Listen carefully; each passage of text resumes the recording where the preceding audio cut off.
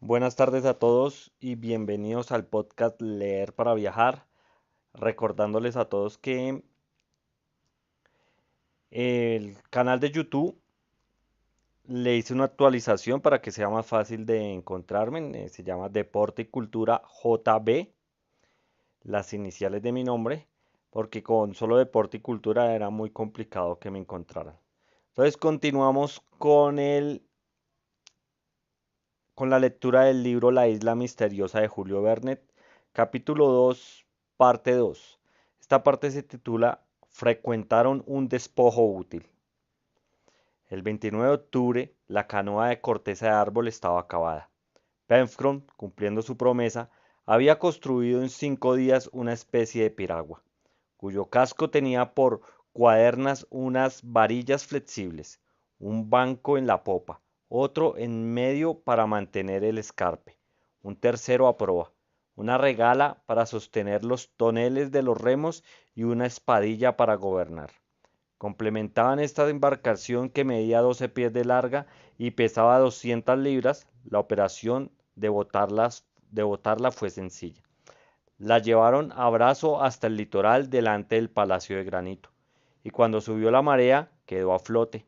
Pencroff, que saltó dentro inmediatamente, maniobró con la espadilla y se cercioró de que sirviera perfectamente para el uso a que se le destinaba. ¡Hurra! Gritó el marino, que no se olvidó de celebrar así su propio triunfo. Con esta se podría dar la vuelta. ¿Al mundo?, preguntó Gedeon Spilett. No, a la isla. Con algunos cantos por lastre, un mástil a proa y el cachito de vela por el señor Smith, nos hará un día. Podremos ir lejos. Ahora bien, señor Ciro, y usted, señor Spilett, y vosotros, Helber y Nat, ¿no quieren probar nuestro nuevo buque? ¡Qué diantre! Es preciso ver si puede llevarnos a los 5. En efecto, había que hacer este experimento. Pencroff, manejando la espadilla, llevó la embarcación cerca de la playa por un estrecho paso entre dos rocas, y se convino en que aquel mismo día se haría la prueba, siguiendo la orilla hasta la primera punta que terminaba en las rocas del sur. En el momento de embarcarse, gritó Nab: ¿Hace agua tu buque, Pencroff? No es nada, Nab, añadió el marino. Es preciso que la madera se estanque. Dentro de 2 días habrá menos agua en esta canoa en el estómago de un borracho. Adelante. Se embarcaron todos y Pencroff hizo tomar el largo camino a la canoa. El tiempo era magnífico, el mar tranquilo, como si sus aguas hubiesen estado contenidas por la estrecha orilla de un lago, y la piragua podía confiarse a las olas con tanta seguridad como si hubiera remontado la tranquila corriente del río de la Merced. Nat tomó un remo, Elber el otro, y Pencroff permaneció a popa en la embarcación para dirigirla con la espadilla. El marino atravesó primero el canal y pasó rasando la punta sur del islote. Una ligera brisa sobraba del sur. No había oleaje ni en el canal ni en alta mar, solo algunas largas ondulaciones apenas sensibles para la piragua, que iba muy cargada, hinchaban a intervalos regulares la superficie del mar. Se alejaron una media milla de la costa, de modo que pudiesen ver todo el desarrollo del monte Franklin, y después Pencroff, virando de bordo, volvió hacia la desembocadura del río. La piragua siguió la orilla, que, rodeándose hasta la punta extrema, ocultaba toda la llanura pantanosa de los Tadornes. Esta punta, aumentada por la curvatura de la costa, estaba a 3 millas del río de la Merced. Los colonos resolvieron no pasar más allá de la puramente necesario para obtener una rápida vista del litoral hasta el cabo de la Garra. La piragua siguió, pues, la costa a distancia de 2 cables, evitando los escollos de que aquel paraje estaba sembrado y que la marea ascendente comenzaba a cubrir. La muralla iba deprimiéndose desde la desembocadura del río hasta la punta. Era una aglomeración de rocas de granito caprichosamente distribuidas, muy diferentes de la cortina que formaba la meseta de la Gran Vista, y de un aspecto muy agreste. Parecía que se había desgarrado un enorme carro de piedras. No había vegetación alguna en aquella punta agudísima, que se prolongaba por espacio de 2 millas, a contar desde el bosque, semejante el brazo de un coloso saliendo de una magna de verdor. La piragua, impelida por los dos remos, avanzaba sin trabajo. Gedeon Spilett, con el lápiz en una mano y el cuaderno en la otra, sacaba el dibujo de la costa a grandes rasgos. Nab, Pencroff y Helber conversaban examinando aquella parte de sus dominios nueva para ellos, y a medida que la piragua bajaba hacia el sur, parecía que los dos cabos Mandíbula cambiaban de lugar y cerraban más estrechamente la bahía de la Unión. Cyrus Smith no hablaba, miraba y a juzgar por la desconfianza pintada en su rostro parecía observar algún país extraño. Al cabo de 3 cuartos de hora de navegación, la piragua había llegado al extremo de la punta, y Pencroff se preparaba a doblarla cuando Helber, levantándose, señaló con la mano un punto negro diciendo: ¿Qué es aquello que se ve allá en la playa? Todos miraron hacia el punto indicado por Helber. Es verdad, dijo el periodista, allí hay algo. Parecen restos de naufragio arrojados por el mar a la costa y medio sepultados en la arena. Ah, exclamó Pencroff, ya los veo lo que es. ¿Qué? Preguntó Nab. Barriles, barriles quizás llenos, contestó el marino. A la orilla, Pencroff, gritó Cyrus Smith. Después de unos cuantos golpes de remo, la piragua tocó tierra en una pequeña ensenada y los pasajeros saltaron a la playa. Pencroff no se había engañado. Dos barriles aparecieron medio hundidos en la arena, pero sólidamente atados a un cajón que, sostenidos por ellos, había flotado sin duda hasta el momento de encallar en la orilla. ¿Habrá habido algún naufragio en estos parajes de la isla?, preguntó Helber. Evidentemente, contestó Gedeon Spilett. Pero, ¿qué hay en ese cajón?, exclamó Pencroff, poseído de una impaciencia muy natural. Está cerrado, y no tenemos con qué romper la tapa. Con una buena piedra. El marino levantó una piedra e iba a dar un fuerte golpe con ella en el cajón, cuando el ingeniero lo detuvo diciéndole: Pencroff, ¿puede usted demorar su impaciencia por una hora? Pero, señor Ciro, considere que tal vez dentro de este cajón hay todo lo que necesitamos. Pronto lo sabremos, Pencroff, repuso el ingeniero. Pero no rompa ese cajón, puede sernos útil. Llevémoslo al Palacio de Granito, donde podremos abrirlo fácilmente sin romperlo. Está preparado para viajar. Y puesto que ha flotado hasta aquí, podrá flotar un poco más hasta la desembocadura del río. Tiene usted razón, señor Ciro. Iba a ser un disparate, pero no siempre es uno dueño de sí mismo. El consejo del ingeniero era prudente. La piragua probablemente no habría podido llevar los objetos contenidos en aquel cajón, que debía ser pesado, pues se había juzgado necesario sostenerlo a flote por medio de dos barriles vacíos. Valía más remolcarlo hasta el Palacio de Granito.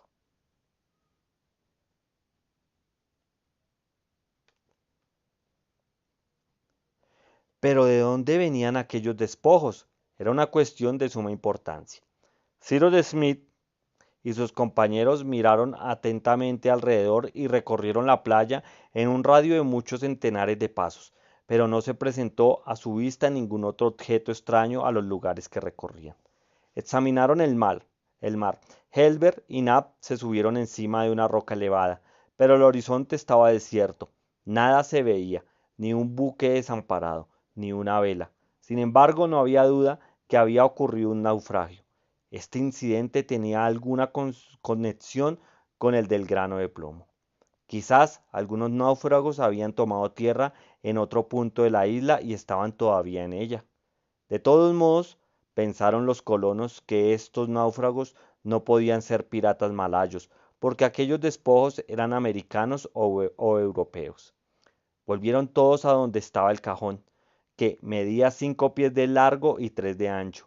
Era de madera y de encina y estaba cuidadosamente cerrado y forrado de cuero duro, mantenido por clavos de cobre. Los dos grandes barriles herméticamente tapados y vacíos según indicaba el sonido estaban atados a los lados del cajón por medio de fuertes cuerdas anudadas con nudos que Pencroff calificó inmediatamente de nudos de marinero. El cajón parecía hallarse en un estado de conservación perfecto, lo cual se explicaba por el hecho de haber chocado contra la arena donde había encallado y no contra escollos, y aún afirmase bien examinado que no había estado mucho tiempo en el mar, ni tampoco en la playa. El agua no parecía haber penetrado dentro y los objetos que contenían debían estar intactos.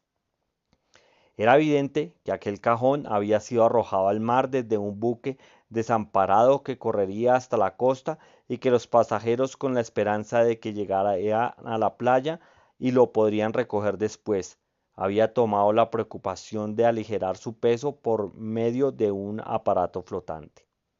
Vamos a remolcarlo hasta el Palacio de Granito, dijo el ingeniero, y allí haremos el inventario de lo que contenga. Después, si descubrimos en la isla algunos de los presuntos náufragos que hayan sobrevivido a la catástrofe, lo entregaremos a sus dueños si no hallamos a nadie. ¿Nos lo apropiaremos? Exclamó Penfron. Pero Dios mío, ¿qué habrá ahí adentro? La marea comenzaba a llegar hasta los despojos, que evidentemente debía flotar en plena mar. Se desató una de las cuerdas que sujetaban los barriles, la cual sirvió de amarra para unir el aparato flotante a la piragua. Después Penfron y Nat cavaron la arena con sus remos para facilitar el movimiento del cajón, y pronto la piragua, llevándolo a remolque, comenzó a doblar la punta, a la cual se dio nombre de punta de Pecio, por los despojos encontrados en ella. El remolque fue pesado, los barriles apenas podían sostener la caja a flor de agua, por lo cual el marino temía que se desatara y se fuese al fondo. Mas por fortuna sus temores no se consumaron y a hora y media después de su partida, tiempo que fue necesario para recorrer la distancia de 3 millas, la piragua se detenía en la playa delante del Palacio de Granito. Canoa y despojos fueron depositados sobre la arena, y como el mar se retiraba, no tardaron en encontrarse en seco.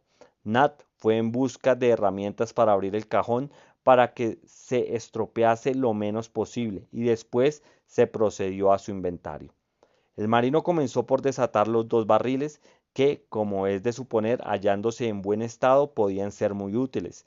Después se forzaron las cerraduras con un cotrafio y se alzó inmediatamente la tapa. El cajón estaba forrado de zinc y dispuesto para que los objetos que contenía se salvaran de la humedad. ¡Ah! Exclamó Nab. ¿Habrá conservas dentro? Me parece que no, dijo el periodista. Si hubiese, murmuró el marino a media voz. ¿Qué? Preguntó Nab, que le oyó. Nada. Recortaron la tapa de zinc a toda su longitud y recogidas ambas mitades sobre los costados del cajón, se fueron sacando y depositando sobre la arena varios objetos de diferente naturaleza. A cada nuevo objeto, Pencroff lanzaba nuevos hurras. Helber palmoteaba y Nat bailaba. Como un negro, había libros capaces de volver loco de alegría a Helber y utensilios de cocina que Nab habría cubierto de besos de buena gana. Los colonos experimentaron gran satisfacción porque el cajón contenía útiles, armas, instrumentos, ropas y libros. Véase su nomenclatura tal como fue anotado en el cuaderno de Gedeon Smith. Herramientas: 3 navajas de varias hojas, 2 hachas para cortar leña, 2 hachas de carpintero, 3 cepillos de carpintero, 2 azuelas, un cortafrío, 6 escoplos, 2 limas, 3 martillos, 3 barrenas, 2 taladros, 10 sacos de clavos y tornillos, 3 sierras de diversos tamaños, 2 cajas de agujas. Armas: 2 fusiles de chispa, 2 fusiles de cápsula, 2 carabinas de fuego central, 5 machetes, 4 sables de abordaje, 2 barriles de pólvora de 25 libras, 12 cajas de pistones. Instrumentos: un sextante, unos gemelos, un catalejo, una caja de agujas náuticas, una brújula de bolsillo, un termómetro Fahrenheit, un barómetro eneroide, una caja con aparatos fotográficos, objetivo, placas, productos químicos, etc. Ropas: 2 docenas de camisas de tejido parecido a la lana, pero de origen vegetal, 3 docenas de medias del mismo tejido, utensilios, un perol de hierro, 6 cacerolas de cobre estañado, 3 platos de hierro, 10 cubiertos de aluminio, 2 ollas, un hornillo portátil, 6 cuchillos de mesa, libros, una Biblia, un atlas, un diccionario de las diversas lenguas polinesias, 3 resmas de papel blanco, un diccionario de ciencias naturales en 6 tomos, 2 registros con las páginas en blanco. Hay que reconocer, dijo el periodista, después que se acabó el inventario, que el dueño de este cajón era un hombre práctico. Herramientas, armas, instrumentos, ropas, utensilios, libros, nada falta.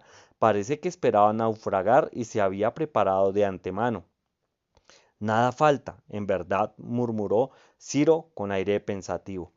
Y seguramente, añadió Helber, el buque que traía esta caja con sus propietarios a bordo no era un pirata malayo. A menos, dijo Penfron, que tal propietario hubiera sido hecho prisionero por los piratas. Eso no es admisible, añadió el periodista. Lo más probable es que algún buque americano o europeo haya sido arrastrado por la borrasca a estos parajes y que algunos pasajeros, queriendo salvar al menos lo necesario, hayan preparado este cajón y lo hayan tirado al mar. ¿Es esa la opinión de usted, señor Ciro?, preguntó Helbert. Sí, hijo mío, repuso el ingeniero. Ha podido suceder así. Es posible que en el momento o en previsión de un naufragio los pasajeros hayan reunido en esta caja diversos objetos de primera utilidad con la esperanza de hallarlos después en cualquier punto de la costa.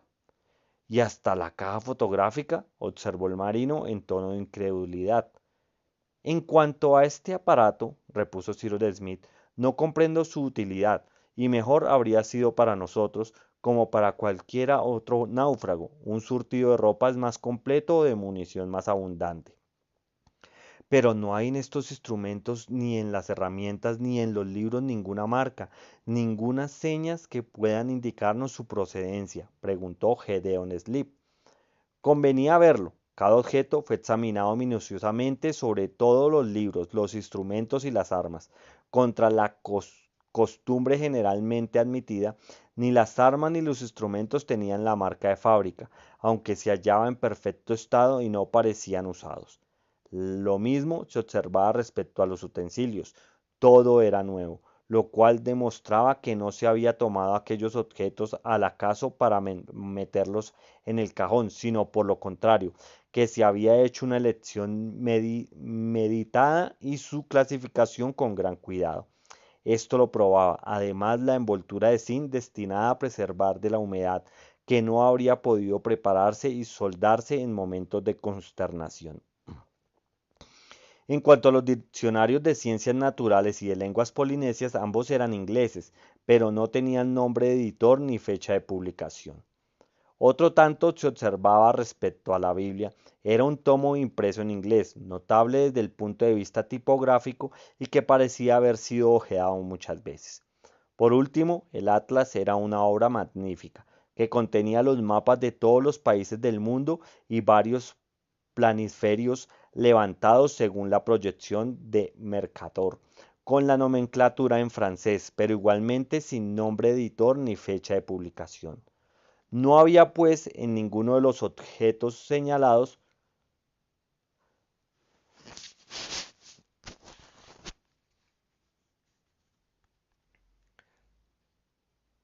No había pues en ninguno de los objetos señal que pudiera indicar su procedencia, nada, por consiguiente, que pudiese servir para indicar la nacionalidad del buque o en qué época reciente debió de haber pasado por aquellos parajes.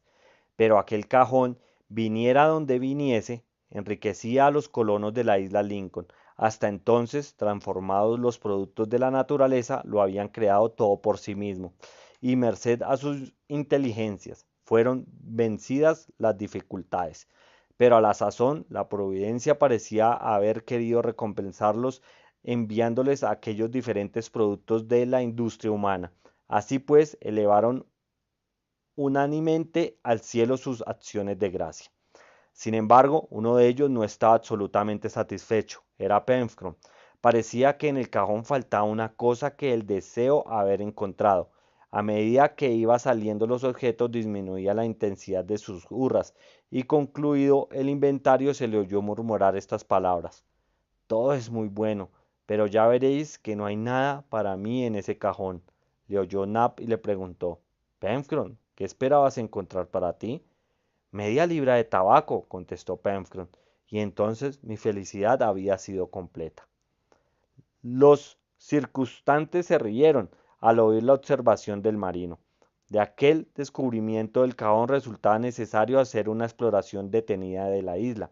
Se convino que al día siguiente al amanecer se emprenderían la marcha subiendo el curso del río de la Merced hasta llegar a la costa occidental. Si en aquel punto de la costa había desembarcado náufragos, se podía esperar que se hallasen sin recursos y había que socorrerlos. Durante el día fueron trasladados al Palacio de Granito los diversos objetos y colocados ordenadamente en el salón. Aquel día, 29 de octubre, era precisamente domingo, y antes de acostarse, Helber rogó al ingeniero que le leyese algún pasaje del Evangelio. Con mucho gusto, dijo Cyrus Smith, y tomado el libro sagrado iba a abrirlo, cuando Penfcron le detuvo diciendo: Señor Ciro, soy supersticioso. Ahora usted al acaso y leemos el primer versículo con que tropiece su vista. Veremos si puede aplicarse a nuestra situación. Cyrus Smith se sonrió al oír la reflexión del marino y, accediendo a su deseo, abrió el Evangelio precisamente por un sitio donde había un registro que separaba las páginas. Se fijaron sus ojos en una cruz roja hecha con lápiz, que estaba al margen del versículo octavo del capítulo 7 del Evangelio de San Mateo. El versículo decía así: todo el que pide recibe, y el que busca encuentra. Bueno, amigos, hasta aquí llegó la parte 2 del capítulo 2. Muchas gracias por escucharme. No me voy antes sin decirles muchas gracias a nuestros nuevos oyentes en España. Recuerden que me pueden escribir al correo electrónico jason.beltran84@gmail.com, o me pueden encontrar también en YouTube como Deporte y Cultura JB, si desean suscribirse y seguir escuchando los audiolibros. Muchas gracias por escucharme y continuaremos más adelante con la lectura. Gracias.